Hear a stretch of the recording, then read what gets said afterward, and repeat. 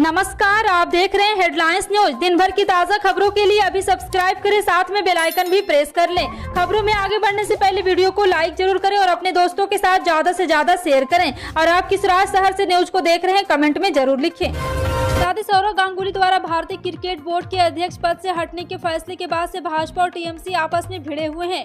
Roger Binni के सौरव गांगुली की जगह बीसीसीआई का अध्यक्ष बनने की संभावना है। इन खबरों के बीच पश्चिम बंगाल की सत्तारूढ़ तृणमूल कांग्रेस ने मंगलवार को भारतीय जनता पार्टी पर पूर्व भारतीय क्रिकेट कप्तान को अपमानित करने की कोशिश करने का आरोप लगाया है। तृणमूल कांग्रेस के नेता मदन मित्रा ने बुधवार को कहा है कि सौरव गांगुली को बीसीसीआई प्रमुख इसलिए बनाया गया था ताकि भाजपा उन्हें ममता बनर्जी के खिलाफ अपने संभावित मुख्यमंत्री के रूप में खड़ा कर सके। मदन मित्रा ने इंडिया टुडे को दिए एक एक्सक्लूसिव इंटरव्यू में कहा है कि बीजेपी ने सौरव गांगुली को बीसीसीआई अध्यक्ष बनाया ताकि एक लहर पैदा हो सके और सौरव गांगुली उनके साथ है। बीजेपी उन्हें अपना एक संभावित सीएम चेहरा बनाना चाहती थी। सौरव गांगुली खुद अध्यक्ष नहीं बनना चाहते थे। केंद्र सरकार और केंद्रीय रिजर्व बैंक की तमाम कोशिशों के बावजूद महंगाई दर के बढ़ने का सिलसिला जारी है। भारत में खुदरा मुद्रास्फीति सितंबर में बढ़कर 7.41% हो गई, जो लगातार 9वें महीने भारतीय रिजर्व बैंक की लिमिट से ज्यादा है। सितंबर 2022 में खाद्य मुद्रास्फीति 8.60% बढ़ गई, जबकि अगस्त में यह 7.62% थी। खुदरा महंगाई के ताजा आंकड़ों से रिजर्व बैंक पर ब्याज दर बढ़ाने का दबाव पड़ने की आशंका है। आपको बता दें कि इस साल आरबीआई ने अब तक 4 बार रेपो रेट में 190 बेस पॉइंट की वृद्धि की है। इस बीच औद्योगिक उत्पादन सूचकांक अगस्त में 0.8% घटी है। गुजरात विधानसभा चुनाव से पहले भारतीय जनता पार्टी गौरव यात्रा का शुभारंभ किया। इसमें 5 अलग अलग गौरव यात्राएं निकाली जाएंगी। बीजेपी अध्यक्ष जेपी नड्डा ने बुधवार को गुजरात के बहुराची मंदिर में पार्टी की गौरव यात्रा की शुरुआत की और कहा है कि यह यात्रा केवल भाजपा या गुजरात तक ही सीमित नहीं, बल्कि यह भारत का गौरव स्थापित करेगी। उन्होंने कांग्रेस पर गुजरात के विकास को रोकने का आरोप लगाया और कहा कि विपक्षी दल अटक लटक भटक गया है और इस चुनाव में बीजेपी के आम आदमी पार्टी में चुनौती का सामना करना पड़ रहा है। ऐसे में गौरव यात्रा के लिए पार्टी द्वारा तैयार किए गए मार्गों का फोकस आदिवासी वोट है। केंद्रीय मंत्रिमंडल ने वित्तीय वर्ष 2020 से 2021 से 22 के लिए रेलवे कर्मचारियों के 78 दिनों की बराबर उत्पादकता से जुड़े बोनस के भुगतान को मंजूरी दे दी है। रेलवे में उत्पादकता से जुड़े बोनस पूरे देश में फैले सभी नॉन गजेट रेलवे कर्मचारियों को कवर करता है। आपको बता दें कि इस बोनस का एक ऐलान कुछ दिन पहले ही हुआ था, लेकिन कैबिनेट मंत्री की मंजूरी बुधवार को मिली है। अब इस नए फैसले से करीब 12 लाख नॉन गजेट रेलवे कर्मचारियों को फायदा होने की संभावना है। वहीं सरकार पर 1832 करोड़ रुपयों का बोझ पड़ेगा।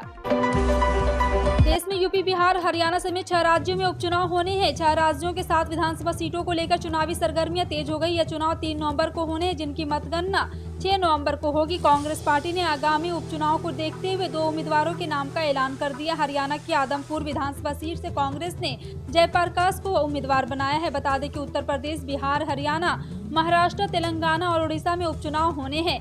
महाराष्ट्र के अंधेरी ईस्ट, बिहार के मोकामा और गोपालगंज, हरियाणा के आदमपुर, तेलंगाना के मुनुगोडे, उत्तर प्रदेश के गोला गोरखनाथ के, उड़ीसा के धामनगर विधानसभा क्षेत्र के उपचुनाव होंगे।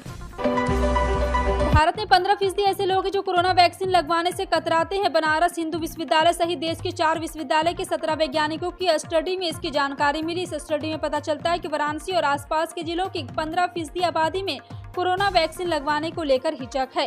इन 17 वैज्ञानिकों के दल में शामिल बीएचयू के जंतु विज्ञान विभाग के प्रोफेसर ज्ञानेश्वर चौबे ने बताया कि 16 जनवरी 2021 को भारत सरकार ने कोरोना के खिलाफ दुनिया के सबसे बड़े वैक्सीन अभियान की शुरुआत की थी। भारत ने 2021 के अंत तक देश की पूरी आबादी का टीकाकरण करने का लक्ष्य रखा था।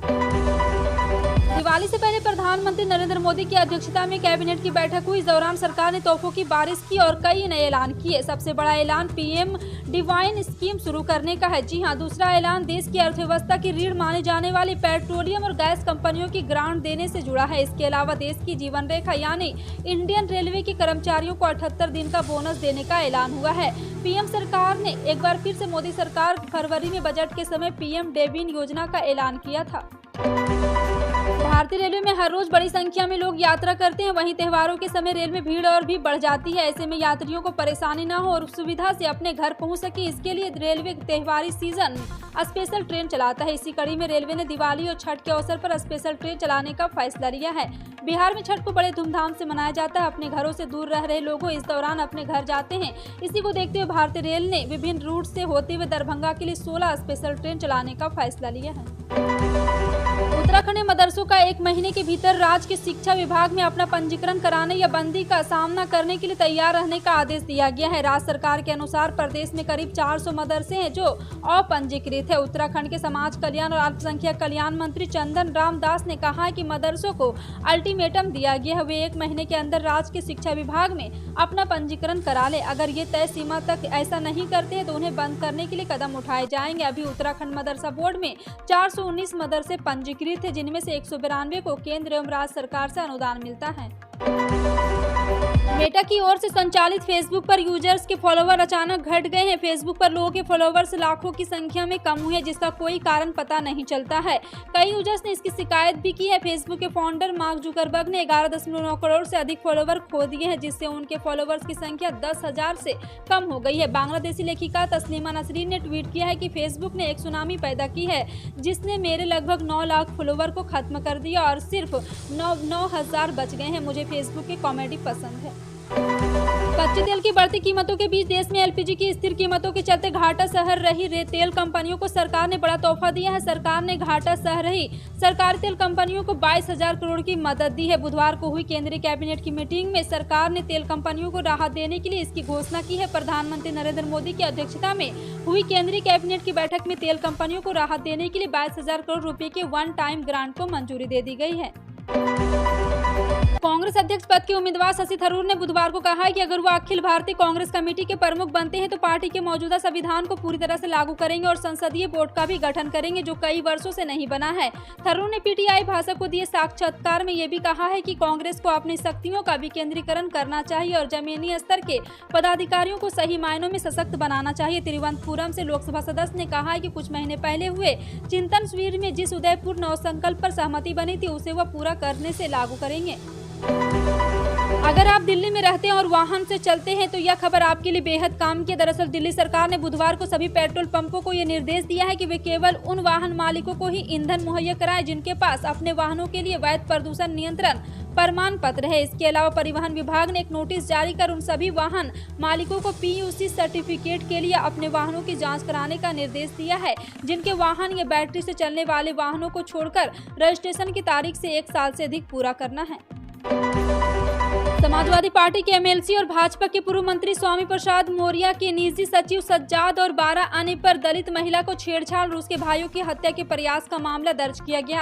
आरोपी पर SC/ST एक्ट के तहत भी मामला दर्ज किया गया है। ये केस लखनऊ के गोमती नगर इलाके में दर्ज किया गया। शिकायतकर्ता ने आरोप लगाया कि घटना 9 अक्टूबर की रात गोमती नगर के विपुल खंड स्थित पूर्व मंत्री के घर पर हुई। जब वह मौर्य के घर पहुंची तो सज्जाद को पूर्व मंत्री के साथ कमरे में बैठा पाया।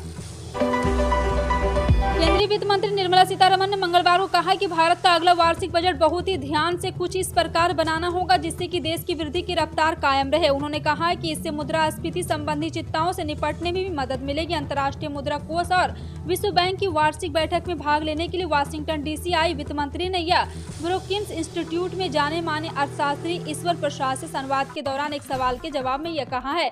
उनसे अगले वर्ष के बजट को लेकर सवाल पूछा गया था। सीतारमण ने कहा, आगामी बजट के बारे में कुछ विशेष बताना अभी पाना मुश्किल होगा।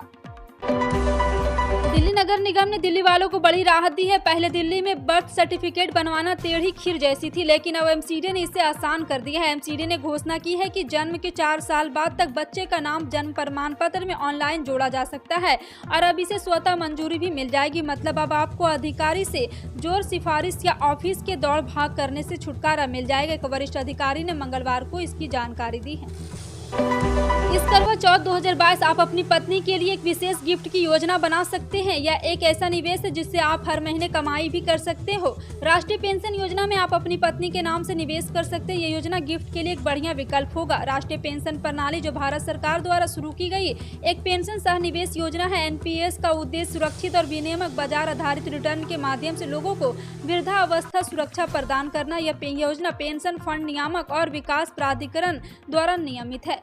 उत्तर प्रदेश में नर्सिंग शैक्षणिक संस्थानों में इजाफा करने के क्रम में पहले चरण में आगामी नवंबर से 11 सरकारी मेडिकल कॉलेजों में BSc नर्सिंग की पढ़ाई शुरू हो जाएगी। शेष अन्य सरकारी मेडिकल कॉलेज में अगले सत्र से नर्सिंग की पढ़ाई शुरू की जाएगी। राज्य सरकार की ओर से बुधवार को बताया गया कि मुख्यमंत्री योगी आदित्यनाथ के पिछले कार्यकाल में मेडिकल कॉलेज के विस्तारीकरण के बाद अब नर्सिंग और पैरा मेडिकल कर्मियों की कमी को पूरा करने की योजना परवान चढ़ रही है। मानसून की विदाई के बाद बीते दिनों देश के कई हिस्सों में झमाझम बारिश दर्ज की गई है। बेमौसम हुई इस बारिश में एक तरफ जहां आम जनजीवन को बुरी तरह से प्रभावित किया, तो वहीं दूसरी तरफ किसानों की मेहनत पर पूरी तरह से पानी फेर दिया है, जिसके परिणाम अब बारिश रुकने के बाद देखने को मिल सकते हैं। असल में पंजाब, हरियाणा, उत्तर प्रदेश समेत कई राज्यों में हुई बेमौसम बारिश ने खेतों में तालाब में तब्दील कर दिया। इसके चलते धान समेत खरीफ सीजन की आने फसलें खेत में ही पानी में भीग गई है। आपका इन सभी खबरों पर क्या कहना है, कमेंट सेक्शन में टाइप करके जरूर बताएं। इसी तरह की पल पल की अपडेट जानने के लिए जुड़े रहें आप अपने हेडलाइंस न्यूज के साथ। मिलते हैं अगली बड़ी खबर में, तब तक के लिए जय हिंद।